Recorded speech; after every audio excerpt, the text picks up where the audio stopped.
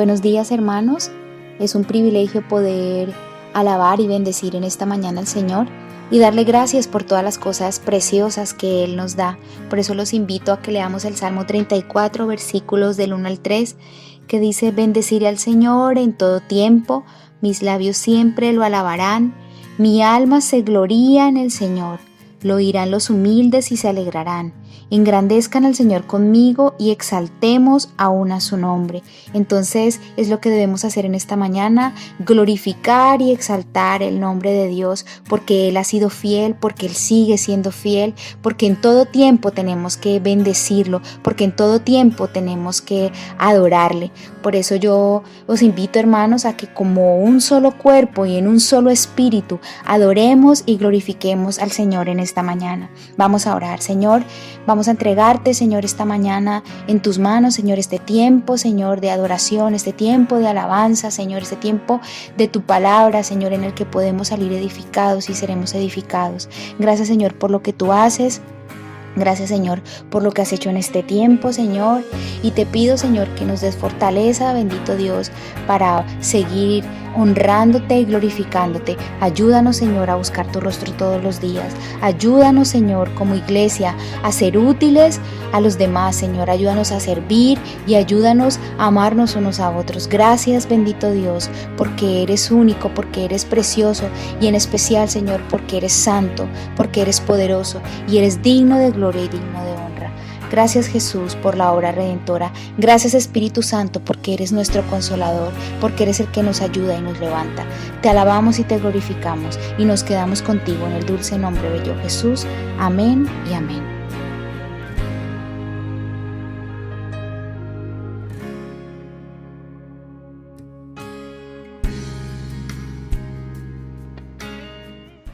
Conforme a la gracia de Dios que me ha sido dada, yo como perito arquitecto puse el fundamento, y otro edifica encima, pero cada uno mire cómo se sobreedifica.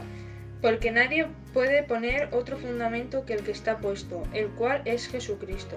Y si sobre este fundamento alguno edificare oro, plata, piedras preciosas, madera, heno, hojarasca, la obra de cada uno se hará manifiesta, porque el día la declarará, pues por el fuego será relevada, y la obra de cada uno, cual sea, el fuego lo aprobará.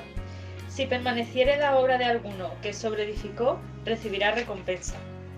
Si la obra de alguno se quemare, él sufriría pérdida, si bien él mismo será salvo, aunque así como por fuego. ¿No sabéis que sois templo de Dios y que el Espíritu de Dios mora en vosotros? Si alguno destruyere el templo de Dios, Dios le destruirá a él, porque el templo de Dios, el cual sois vosotros, santo es.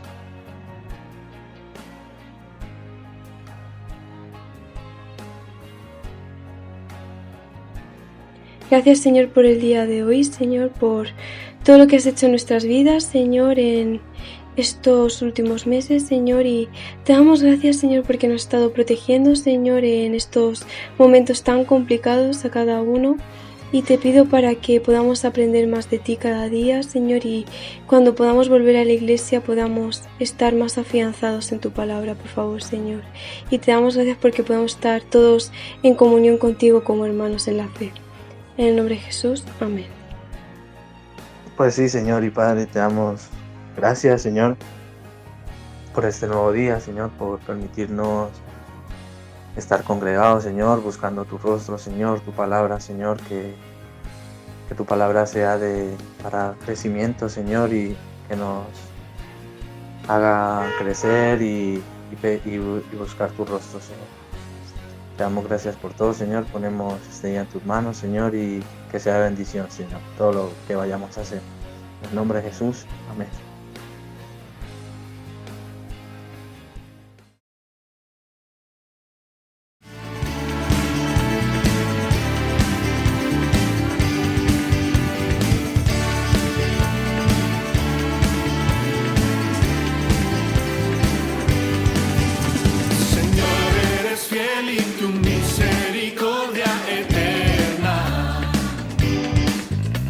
Señor, eres fiel y tu misericordia eterna. Gente de toda lengua y nación, de generación a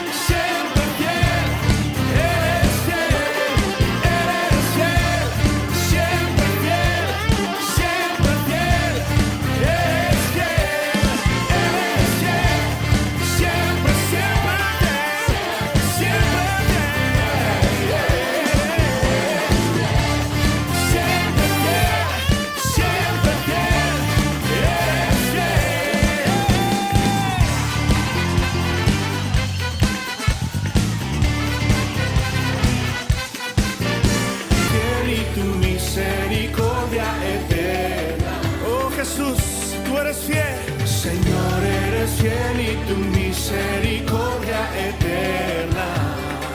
Por siempre, Señor, eres fiel y tu misericordia eterna. Oh, Señor, eres fiel y tu misericordia eterna.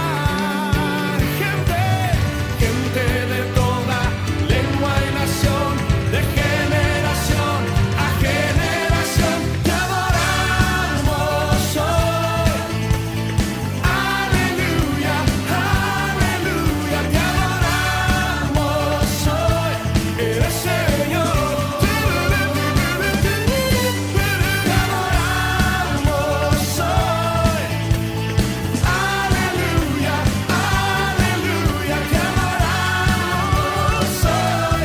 Eres Señor, eres Señor, eres Señor,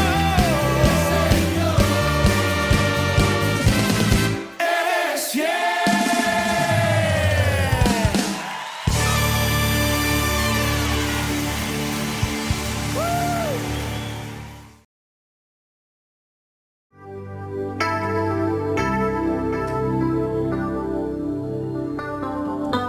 Temprano yo te buscaré, de madrugada yo me acercaré a ti.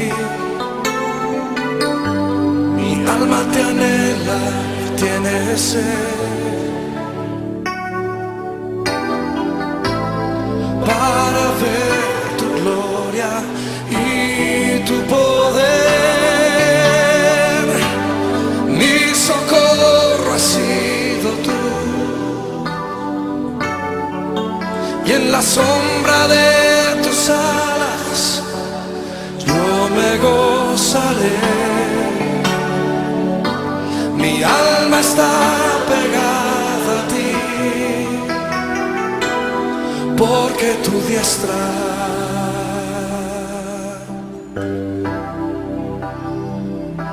me has sostenido. Oh, tu diestra me has sostenido.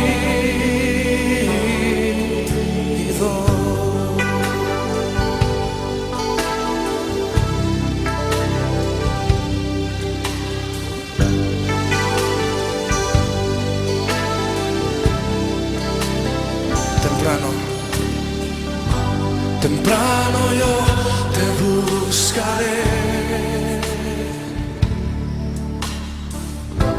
de madrugada yo me acercaré a ti.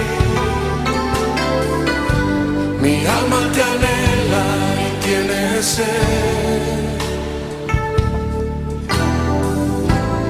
para ver tu gloria y tu poder. Socorro has sido tú,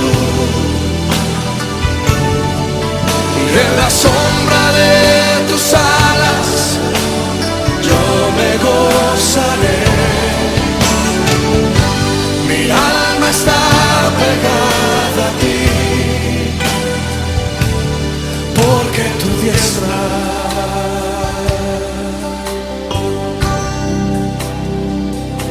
me has sostenido. Oh, tu diestra me has sostenido.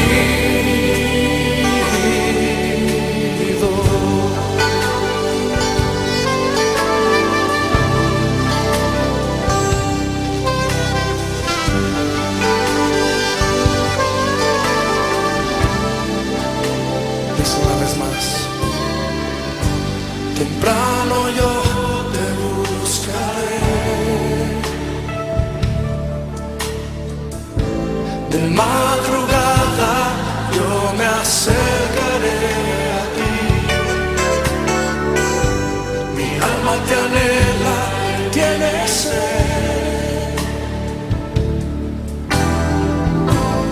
para ver tu gloria y tu poder.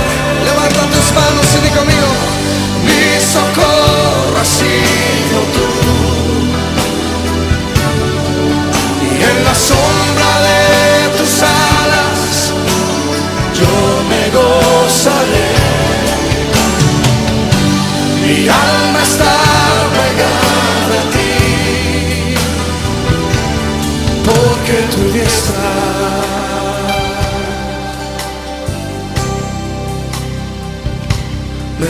sostenido. Oh, tu diestra me ha sostenido.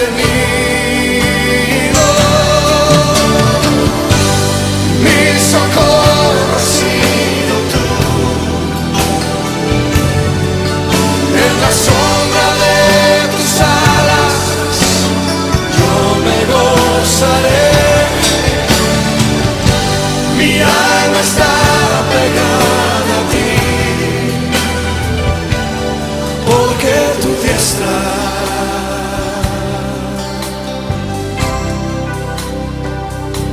me ha sostenido. Oh, tu diestra me ha sostenido.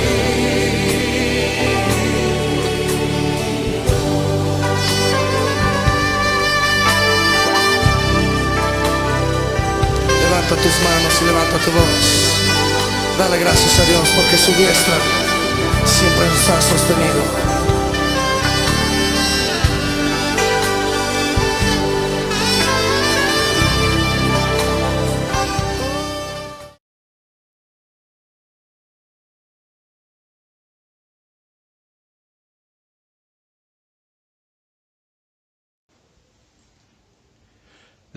La alegría es una emoción agradable, una sensación de satisfacción y placer, pero que tiene una duración limitada en el tiempo. A menudo se toma el término alegría como sinónimo de felicidad o placer. Y hablando del humor de los cristianos, alguien dijo que el humor de aquellos que son seguidores de Cristo no es una simple manera de negar las lágrimas que se tiene aquí en la tierra, sino todo lo contrario. Es la forma de afirmar algo que es mucho más profunda que las lágrimas. Yo me pregunto, ¿por qué el cristiano tiene que tener una actitud alegre ante la vida y sus circunstancias? Hoy vamos a reflexionar en 1 de Pedro, capítulo 1, versículos 6 al 9, que dice: por lo cual vosotros os alegráis, aunque ahora por un poco de tiempo, si es necesario, tengáis que ser afligidos en diversas pruebas, para que sometida a prueba vuestra fe, mucha más preciosa que el oro, el cual, aunque perecedero se prueba con fuego, sea hallada en alabanza, gloria y honra cuando sea manifestado Jesucristo. Vosotros, que lo amáis sin haberlo visto, creyendo en él, aunque ahora no lo veáis, os alegráis con gozo inefable y glorioso, obteniendo el fin de vuestra fe, que es la salvación de vuestras almas. En este día vamos a ver 3 objetivos que tienen las pruebas sobre el cristiano. Y el primer objetivo es que el cristiano tiene que vivir gozoso, sea cual sea su situación. Es lo que nos dice el versículo 6, comienza: por lo cual vosotros os alegráis. Y luego añade los versículos del 8 al 9, nos alegramos porque amamos a Cristo sin haberlo visto, y del cual vamos a obtener la salvación. Al estudiar el capítulo 1 de Pedro, el creyente debe sentir con Pedro todas las emociones que él describe. En el versículo 2, él afirma que es un ser muy especial y privilegiado, porque Dios lo ha escogido para la salvación. Y tú debes sentir lo mismo. Tú tienes que sentirte un individuo muy especial y privilegiado porque Cristo te ha salvado. En el versículo 3 habla de que tiene una bendita esperanza por ser hijo de Dios, y esa también es tu esperanza por ser hijo de Dios. Y ahora en el verso 6, que luego se repite en el 8 y el 9 habla de la alegría o gozo que siente el creyente porque su herencia está bien segura. Y esa es la alegría que tú tienes que tener como creyente. Y todo esto me lleva a preguntarme, ¿qué es el gozo o la alegría? Está claro que el gozo del que se está hablando aquí no es ese estallido emocional que dura solo un momento. Tampoco es una respuesta a circunstancias externas que favorecen y alientan esas expresiones de gozo. El término alegrarse nos está hablando de gozarse grandemente, y en este caso de alegrarse por la fe en Cristo, el cual nos da la salvación eterna y que está dispuesta para ser revelada de manera inminente, cuando Él vuelva en su segunda venida. El gozo aparece muchas veces en medio de la dificultad, en medio del sufrimiento y de las pruebas y persecuciones. El gozo es un don que recibimos de Dios porque la Escritura enseña que Dios es el dador del gozo, como leemos en Romanos 15:13, y el Dios de la esperanza os llene de todo gozo y paz en la fe, para que abundéis en esperanza por el poder del Espíritu Santo. Entonces, este don le llega al creyente que pone su confianza totalmente en Dios. No es fácil para el ser humano ser optimista y sentir alegría en medio de las tribulaciones. La vida lleva consigo penas, sufrimientos y desilusiones. Sin embargo, una de las paradojas de la vida cristiana es la coexistencia entre el gozo y la aflicción. Vemos al mismo Pedro, junto con Juan, cuando fueron llevados al concilio. Al salir, ellos salen con gran alegría. Leemos en Hechos 5:41. Ellos salieron de la presencia del concilio gozosos de haber sido tenidos por dignos de padecer afrenta por causa del nombre. La alegría que Pedro menciona es muy intensa y fuerte, un sentimiento interno, profundo, inexpresable y glorioso. Según nos dice el versículo 8 de 1 de Pedro, este mismo gozo lo experimenta la persona que confía en Jesucristo aún en medio de las aflicciones de la vida. Y en el versículo 9 dice que el creyente que confía, que ama a Cristo y que goza esta relación profundamente, está experimentando el resultado de su fe. Por lo tanto, es un fruto de esa nueva vida que cada uno de los creyentes tenemos en Cristo.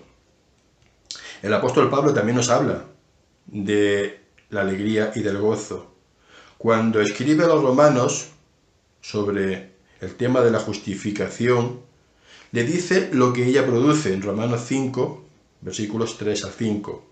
Y no solo esto, sino que también nos gloriamos en las tribulaciones, sabiendo que la tribulación produce paciencia, y la paciencia prueba, y la prueba esperanza. Y la esperanza no nos defrauda, porque el amor de Dios se ha derramado en nuestros corazones por el Espíritu Santo que nos fue dado. También, cuando les escribe a los corintios y les cuenta su testimonio poniéndose como ejemplo, nos habla del gozo. Dice en 2 Corintios 6:10, como entristecidos, pero siempre gozosos, como pobres, pero enriqueciendo a muchos, como no teniendo nada, pero poseyéndolo todo. También tenemos las palabras de Santiago cuando se dirige a los creyentes en su carta en Santiago 1, versículos 2 al 4. Hermanos míos, gozaos profundamente cuando os halláis en diversas pruebas, sabiendo que la prueba de vuestra fe produce paciencia. Pero tenga la paciencia su obra completa para que seáis perfectos y cabales sin que os falte cosa alguna. Santiago no está diciendo que estemos alegres si pasamos por diversas pruebas, sino cuando pasemos por diversas pruebas, dando por sentado que vamos a tener pruebas y que es posible sacar mucha bendición también de ellas. La idea no es fingir ser feliz cuando uno se enfrenta al dolor, sino tener una perspectiva positiva. Por eso dice tener gran alegría, por lo que las pruebas pueden producir en nuestra vida.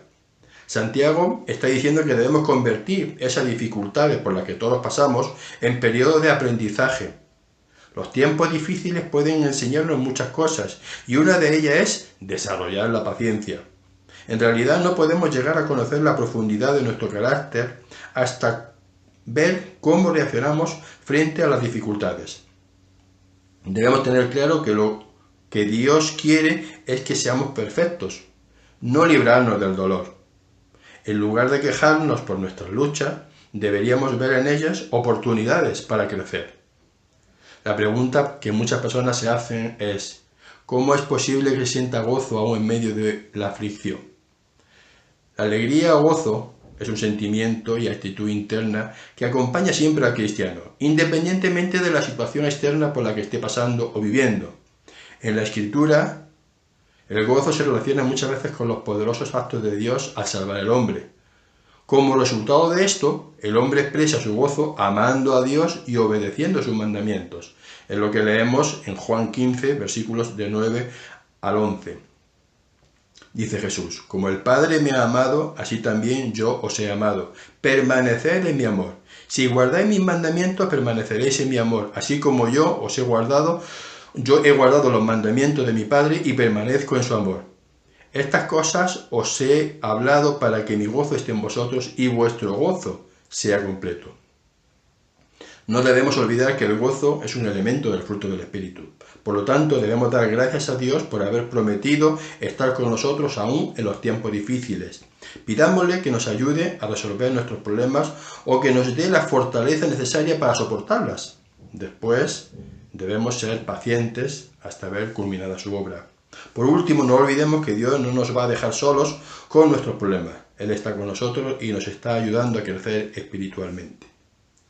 Aunque Pedro comienza hablando de la alegría que tiene que tener el creyente, también afirma en este pasaje varias verdades acerca de los sufrimientos que padece el cristiano.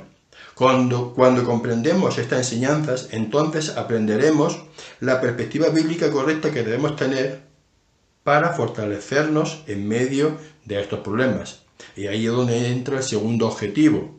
El cristiano tiene que aprender a aceptar las pruebas como necesarias para su vida. Dice el versículo 6, por lo cual vosotros os alegráis, aunque ahora por un poco de tiempo, si es necesario, tengáis que ser afligidos en diversas pruebas. Se usan dos términos para describir la prueba del cristiano. El primero es peiramos, que nos habla de las pruebas con un propósito y efecto beneficioso para el que la está padeciendo. Y al mismo tiempo nos habla de que mientras se pasa por ella se está sufriendo la aflicción o la adversidad. Estas pruebas y sus respectivos sufrimientos son por causas externas al propio individuo. Y aquí podríamos decir que son las experiencias difíciles que enfrentamos en la vida, así como el sufrimiento que puede ocasionar el mundo incrédulo a un hijo de Dios. El segundo término es dokimion, que se menciona en el verso 7, y nos habla del examen. El examen por el que pasa nuestra fe, con el propósito de ver lo sólido o sólida que es nuestra fe, comprobarla y fortalecerla. Veamos cuáles son algunas verdades sobre las pruebas. Lo que nos dice el verso 6 es que las pruebas son temporales. Por eso dice por un poco de tiempo, y esta misma idea es la que usa Pablo cuando dice esta leve tribulación momentánea, en 2 Corintios 4:17. Muchas veces las aflicciones nos parece que no se acaban nunca, pero eso no es así, sino que toda prueba tiene un tiempo concreto de duración. Es verdad que a veces ese tiempo puede parecernos demasiado largo, y hay personas que van enlazando un problema tras otro, pero eso no es una prueba. Esa es una prueba más de que cualquier problema tiene un comienzo y un final. Eso es lo que nos enseña la propia vida, y lo vemos refrendado en la Biblia cuando leemos todo tiene su tiempo, y sigue diciendo tiempo de nacer, tiempo de morir, etcétera, etcétera. Por lo tanto, también hay un tiempo para las pruebas. Debemos tener claro que Dios sabe lo que necesitamos y cuánto podemos soportar. Él conoce cuándo se ha cumplido su propósito en nosotros, y cuando esto ocurre, entonces se acaba la prueba. Todos podemos decir que cuando pasamos por una prueba, Dios está al control tanto de la intensidad de la misma como del tiempo que dura. Las pruebas, en segundo lugar, vienen porque son necesarias para nosotros. Sigue diciendo en el versículo 6, si es necesario. Es decir, si es la voluntad de Dios. Esto quiere decir que no todos los creyentes están siendo atribulados. Solo son atribulados aquellos que necesitan ser perfeccionados. Pero debemos tener claro que hoy soy yo y mañana puede ser tú. Al final, todos los cristianos pasamos por la prueba, porque todos necesitamos ser perfeccionados. Esto también nos enseña que ninguno debe pedir ni imponerse una cruz que no sea la suya, sino solo llevar la cruz que Dios le ha dado a cada uno. Por esa razón, no debemos caer en lo que caen algunos, que fuerzan el texto de 2 Timoteo 3:12 que dice, y también todos los que quieren vivir piadosamente en Cristo Jesús padecerán persecución. Hay algunos que piensan de manera equivocada que a pesar de nuestro perdón en Cristo, hace falta algún tipo de sacrificio, alguna expiación por el pecado para ganar algún mérito delante de Dios. Pero se equivoca. Por eso Pedro dice, si es necesario. Y por otro lado, tenemos que tener claro que la salvación es gratuita. Nosotros no tenemos que añadirle nada. Y si es necesario que padezcamos, es para perfeccionar, no para ganar. Si Dios permite una prueba es porque es imprescindible para el buen desarrollo de nuestra vida. Él no desea que suframos sin propósito alguno, más bien está llevando a cabo sus maravillosos y eternos designios para nuestro bien, pues ellos repercutirán en la bendición de otros hermanos y siempre van a servir para dar gloria a Dios. Pedro había expresado su amor por Jesús desde el principio, desde que comenzó a seguirle. Un amor que los lectores de su carta también tenían, aunque nunca habían visto al Señor de manera física, aunque Pedro sí lo había visto. Recordemos que en un momento determinado Jesús le preguntó 3 veces a Pedro, ¿me amas? Y a cada una de ellas él respondió de manera afirmativa, pero poco tiempo después lo estaba negando. El apóstol había pasado por una prueba de fe y perdió. Negó a Jesús, su maestro. Después se arrepintió con muchas lágrimas.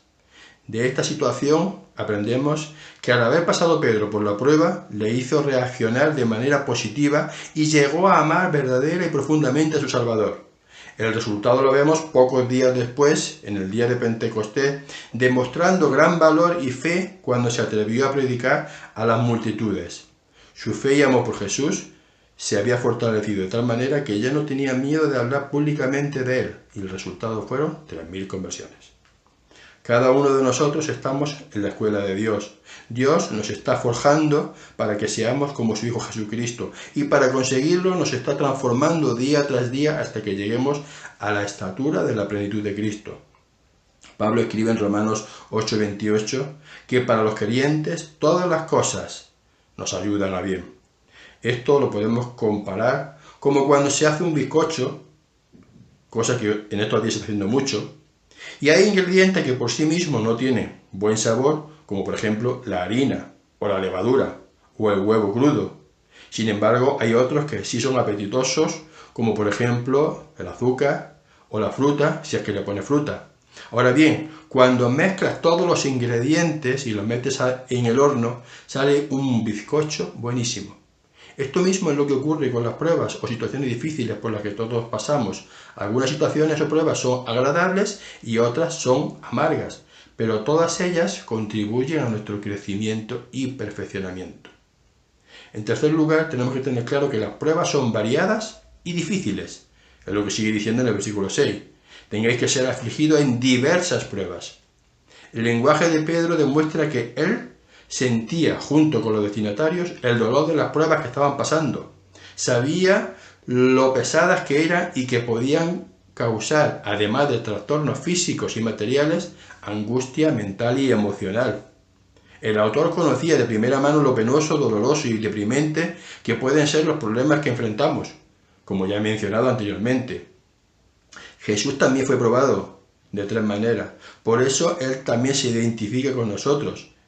En la tentación de Mateo 4, versículos de 1 al 11, vemos que él fue tentado físicamente cuando Satanás le dijo que convirtiera las piedras en pan. También lo tentó emocionalmente. Dice, si eres hijo de Dios, échate abajo, porque escrito está, sus ángeles mandará acerca de ti, y en sus manos te sostendrá para que no tropieces con tu pie en piedra. También lo tentó espiritualmente. Cuando le mostró todos los reinos, le dijo, todo esto te daré si postrado me adoras. Y esto nos enseña que no debemos sorprendernos de nada de lo que nos ocurra, pues Dios sabe lo que necesitamos para cumplir sus propósitos y no va a escatimar ningún esfuerzo para cumplir esos propósitos en nosotros. Tampoco debemos comparar nuestras pruebas con las de otras personas, porque cada uno va a pasar por aquello que necesite, ya que el Señor conoce a cada persona y solo Él sabe lo que cada uno necesita para crecer y fortalecer su fe. También debemos tener claro que cuando termine una prueba puede comenzar otra, pero de distinta naturaleza, porque se nos dice que pasaremos por diversas pruebas. Así que no te pille desprevenido. Todos los creyentes nos enfrentamos a ese tipo de pruebas cuando dejamos que nuestra luz brille en medio de las tinieblas. Debemos aceptar las pruebas como parte del proceso de refinamiento que consume las impurezas y nos prepara para nuestra reunión con Cristo. Las pruebas nos enseñan a ser pacientes y nos ayudan a crecer para ser la clase de persona que Dios quiere que seamos. Y aquí es donde entra el tercer objetivo. El cristiano tiene que saber que el propósito de las pruebas es perfeccionar nuestra vida espiritual. Dice el versículo 7, para que sometida a prueba vuestra fe, mucho más preciosa que el oro, el cual, aunque perecedero, se prueba con fuego, sea hallada en alabanza, gloria y honra cuando sea manifestado Jesucristo. La finalidad de la prueba es la comprobación. Es decir, tiene el propósito de saber si somos aprobados. Las pruebas en la vida del cristiano tienen un propósito, aunque en el momento de sufrirlas tal vez nos neguemos a entenderlas o no lleguemos a comprenderlas. Sin embargo, nos están haciendo mejores hijos de Dios. Las tribulaciones ponen de manifiesto nuestra debilidad espiritual con el propósito de que seamos transformados y que aprendamos a depender más del Señor y menos de nosotros mismos. Dios desarrolla nuestra fe por medio de ellas. Veamos cómo actúa. Lo primero que hace la prueba es poner de manifiesto la calidad de nuestra fe. Pedro parece anticipar la pregunta acerca del por qué el creyente tiene que experimentar pruebas en su vida. Él responde, con el fin de probar su fe, para comprobar que es genuina. Una traducción literal del griego se leería, para que la prueba de vuestra fe demuestre ser para alabanza y gloria. Dios prueba al creyente para ver si su fe es genuina. Y tenemos el ejemplo de Abraham. Dios le pide a Abraham que vaya al monte Moria para sacrificar a su hijo Isaac. Eso lo vemos en Génesis 22. Y lo hace para probar su fe. La fe de Abraham salió fortalecida y triunfante cuando oyó al ángel del Señor decirle, ahora sé que temes a Dios. También tenemos el ejemplo de Job. En el caso de Job, Dios permite que Satanás le ataque en todas las áreas de su vida, en la área económica, en el área familiar, incluso en la propia salud, que todos conocemos la historia. Por la fe que demostró Job a lo largo de la prueba, Dios lo bendijo la última parte de su vida más que la primera. Eso lo vemos al final del libro en Job 42:12. La prueba de la fe es algo que demanda tiempo. Pero una vez transcurrido el tiempo y concluido el proceso de comprobación, el resultado se hace patente, se convierte en una fe sólida y genuina.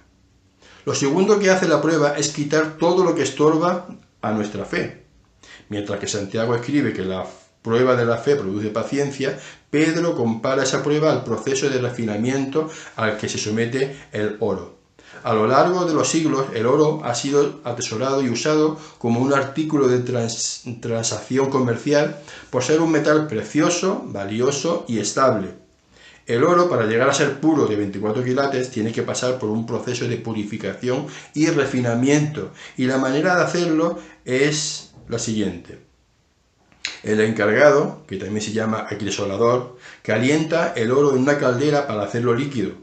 Poco a poco, la llamada escoria, es decir, lo que no es oro, se va quemando o sube a la superficie y con mucho cuidado y paciencia va quitando todo lo que flota sobre el oro. Después, el acrisolador observa atentamente el metal hasta que no queda materiales contaminantes y la superficie brilla con claridad. Dicen que cuando el oro es 100% puro, el acrisolador puede ver su propia imagen reflejada en él porque se asemeja a un espejo. Pues bien, Pedro afirma que la fe tiene más valor que el oro porque se origina en el cielo y es un don de Dios. La fe es perenne. De hecho, leemos en 1 Corintios 13:13 que lo que van a permanecer es la fe, la esperanza y el amor. Por lo tanto, si el oro es refinado, ¿cuánto más ha de ser probada tu fe en la vida, en tu vida? El creyente manifiesta una fe verdadera cuando confía completamente en Dios. Job dijo tocante a Dios, mas él conoce mi camino, me probará y saldré como oro. Qué bella esta comparación del acrisolador con Dios y la comparación del oro con la fe. El Creador está purificando pacientemente nuestra fe. No es fácil porque se requiere que el creyente pase por el fuego de la prueba y de las tribulaciones. Pero el resultado vale la pena. Lo tercero que hace la prueba es dejar en el cristiano una fe purificada. ¿Cuál es el resultado de la fe que es probada? Pedro contesta que resulta en alabanza, gloria y honor cuando se manifieste Jesucristo. Pero Él no está dando esta secuencia de 3 respuestas para embellecer la oración, sino para mostrarnos lo que vamos a recibir de parte de Jesús cuando se manifieste en su venida por tener una fe perfecta. Dice que será en alabanza, gloria y honra. Y eso no es más ni menos que como vemos en Mateo 25, 21, esa alabanza ha de ser bien, buen siervo y fiel. Cada uno de nosotros. Esa alabanza representa el agrado y la aprobación que el Señor va a manifestar por cada uno de nosotros por haber vivido de acuerdo a su voluntad y haber puesto en práctica todo lo que Él nos ha mandado. Y esa gloria también es esa buena opinión que Él va a tener de nosotros por haber puesto en funcionamiento lo que Él nos ha dado. Y esa honra es la opinión que Él va a tener de nosotros, es decir, que somos personas valiosas, estimadas, personas dignas para estar en su presencia. La mejor honra que podemos recibir de parte de Dios es que nos considere instrumentos útiles a su servicio, como leemos en 2 Timoteo 2:21. Así que si alguno se limpia de estas cosas, será instrumento para honra, santificado, útil al Señor y dispuesto para toda buena obra. Ya hemos visto que cada una de las pruebas por las que pasamos tienen el objetivo de hacernos más perfectos. Por esa razón, las pruebas van a poner de manifiesto la calidad de nuestra fe. También van a intentar quitar todas aquellas impurezas que estorben o tapen nuestra fe. Y asimismo van a permitir que recibamos las palabras de aprobación de parte de Dios. Por lo tanto, asumamos estas pruebas y dejemos que ellas nos hagan mejores cristianos. Para terminar, debemos tener clara una cosa. Cada cristiano va a pasar por diferentes pruebas a lo largo de su vida. Y estas son las que Dios ha decidido para nuestro beneficio y crecimiento espiritual. Ahora bien, somos nosotros mismos los que tenemos que decidir cómo vamos a enfrentarnos a ellas. ¿Lo vamos a hacer quejándonos o teniendo la actitud adecuada para que nos perfeccione y nos haga mejores hijos de Dios? El texto de hoy nos dice que nos alegremos, porque la razón por la que pasamos por estas pruebas no es otra que la de perfeccionarnos espiritualmente, y no la de hacernos la vida imposible, como algunos pueden pensar. Esta actitud alegre es la que nos va a ayudar a enfrentarnos a cada situación difícil y que salgamos de ella de manera victoriosa, pues con esa actitud vamos a tener una mejor perspectiva de la situación y nos va a ayudar a tomar decisiones correctas, sin que nuestro ánimo decaiga. En Proverbios 17:22 leemos: el corazón alegre constituye un buen remedio. Y la versión de los 25 dice: el corazón alegre es una buena medicina. Ahora bien, cuando nos dejamos vencer por la situación difícil, nos hundimos y todo se ve negro y complicado. Y ello termina afectándonos en nuestro ánimo, como dice la segunda parte de este verso de Proverbios. Pero el espíritu triste seca los huesos. Y en la mayoría de los casos nos hace sucumbir a la prueba. En tu mano está cómo pasar la prueba, con alegría y gozo, y esto va a redundar en tu beneficio, o con queja y amargura, y esto va a impedir que veas la buena obra que Dios está haciendo contigo. Que el Señor te bendiga y te ayude a tomar las decisiones correctas y enfrentarte a esas situaciones con esa alegría y gozo interior que te da el Espíritu. Vamos a orar. Bendito Padre Celestial, queremos darte gracias por tu gran amor. Gracias porque velas por nosotros y quieres sacar de nosotros siempre lo mejor. Gracias, Padre, por permitirnos pasar por la prueba. Y te pedimos que nos ayudes a estar siempre gozosos, sabiendo que tú eres el que tienes el control y que tú eres el que nos va a ayudar a ir perfeccionándonos día tras día. En Cristo Jesús. Amén.